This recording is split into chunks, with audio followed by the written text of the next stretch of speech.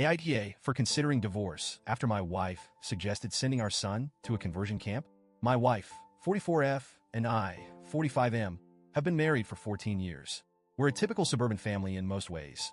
2 kids, a house in a nice neighborhood, steady jobs, and a relatively stable marriage, or so I thought. We have a 16-year-old son, Noah, and a 12-year-old daughter. I've always thought we were both dedicated to creating a loving, safe home for our kids. Now, though, I'm starting to question everything I thought I knew. A little background on us. My wife and I come from different worlds in some ways. I grew up in a fairly liberal household where things like sexuality weren't really discussed, but there was a general sense of acceptance. My parents never talked about it explicitly, but they instilled a belief in treating people with respect and love. My wife, however, grew up in a stricter, more religious home. Her parents held some conservative values, and although she drifted away from certain beliefs as she grew up, I wonder now if they still lingered somewhere in her mind. Over the years, we've had our fair share of disagreements, as all couples do. I won't lie, there have been arguments about how to raise the kids, what to prioritize financially, and a lot of other little things that probably wouldn't even stick out in memory if not for this current situation. But none of these fights, even the ones that felt like they had weight at the time, ever shook me the way this has. A year ago, Noah came out as gay. Looking back, I can see signs that he was working up to it for a while. He was withdrawn at times and would get nervous when certain topics came up, and there was this underlying tension that I couldn't quite put my finger on.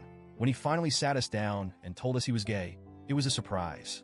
I won't pretend I wasn't initially shocked. It's one thing to think you're prepared for anything as a parent, and quite another when reality actually hits. But after the surprise settled, I knew that my job was to love him, support him, and be the father he deserves. So, I told him that I loved him, and I tried to make sure he knew that nothing would change that. My wife, well, she didn't react the same way. She looked stunned, almost like she'd been hit with a physical blow. Her face went pale, and for a moment, I could see she was struggling to find words. I assumed she just needed time to process, and I didn't want to push her. People process big news differently after all, but as days turned into weeks, it became clear that she wasn't handling this as a phase of shock or sadness that would pass. She would make small comments here and there that unsettled me. Things like, maybe he's just confused, or he's still so young. He can't know for sure. I try to brush these comments off as her way of adjusting, telling myself that she'd come around eventually. I thought she just needed time to understand. Looking back, I wonder if I was just hoping she would change because the alternative was so much darker than I wanted to believe. It came to a head about a week ago. We were discussing Noah's future, talking about college, his potential career options, and the typical dreams and hopes we have for our kids. Out of nowhere, she casually mentioned that she'd been looking into conversion therapy camps and thought it might be the best option for Noah. She said that he just hasn't been shown the right path yet, and that if we didn't help him get back on track, he might make decisions that would ruin his life. She genuinely believed that this camp would fix him. I was speechless. I felt like the ground had been pulled out from under me. The thought of conversion therapy, even hearing her say the words, made me feel sick. For a moment, I just stared at her, trying to understand if she was joking or if this was some nightmare I hadn't woken up from yet. I knew I had to say something, and I needed her to understand just how wrong this was. So I told her, as calmly as I could, that those camps are known for using abusive, manipulative, and downright brutal tactics. I told her that countless people have come out of those places traumatized, and some don't even make it out at all. But she wouldn't budge. She accused me of enabling Noah's confusion by refusing to do what's best for him. She kept repeating that if I loved Noah, I would help her fix him. The more she talked, the colder and more detached she sounded. I realized, as she continued, that this wasn't a temporary thing for her. This wasn't just some knee-jerk reaction or a phase. She genuinely believed that our son's sexual orientation was something that needed to be corrected. I felt a wave of anger rise up in me, anger mixed with a deep, overwhelming sadness.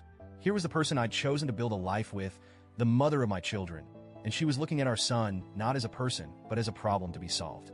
I told her flat out that I would never send my son somewhere that would damage him, mentally and physically, just to fit some outdated idea of what's normal.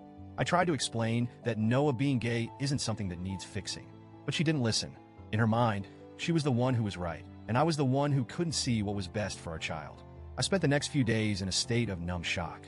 I couldn't look at her without feeling this deep pit in my stomach, a mix of anger and disappointment that I'd never experienced before. Every time I saw her, I felt this growing resentment. I found myself questioning everything, wondering if I'd been blind to this side of her all these years. I was grappling with the realization that maybe, just maybe, I didn't really know her at all. If I'm being honest, I don't even know if I love her anymore. The way she spoke about our son, the way she dismissed his identity like it was some illness that could be cured, disgusted me on a level I can't even fully explain.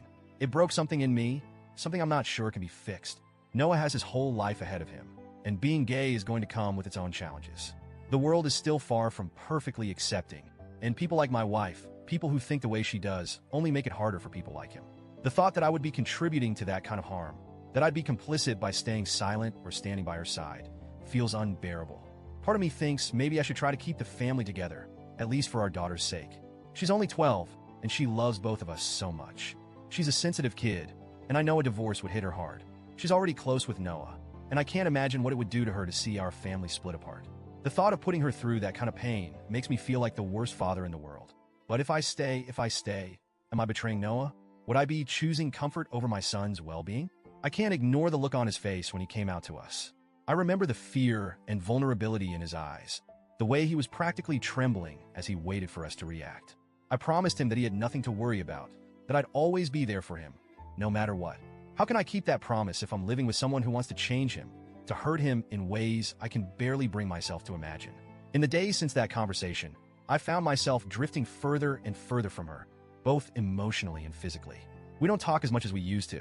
Every time I look at her, all I see is the person who would willingly send our son to a place that could destroy him. I don't know how to move past that. I don't even know if I want to. I've been researching legal options, trying to understand what a divorce might mean for us. I've looked into custody arrangements and talked to a few close friends who've been supportive. They all say I'm doing the right thing by protecting Noah, but they also remind me that leaving will change everything, not just for him, but for our daughter too. The thought of ripping my kids' lives apart over this, it makes me feel like I'm failing them both. I finally sat down with Noah, and we had a long, honest talk. I told him that no matter what happens, I love him and that he doesn't need to be afraid of being himself. He seemed relieved, but he also looked so sad, like he was carrying the weight of our family's problems on his shoulders. He even said, "I didn't mean to make things harder for you guys," and hearing that nearly broke me. No child should feel like they're a burden to their parents for simply being who they are. Right now, I'm just trying to keep it together for my kids. I don't have all the answers yet, but I know one thing for sure. I can't let anyone hurt my son, not even his mother. So, Reddit, AITA for considering divorce? Would I be the asshole for tearing our family apart because I can't live with someone who thinks conversion therapy is okay? I never wanted any of this, and I don't want to lose my family. But I'm not sure I can keep pretending to be okay with this either.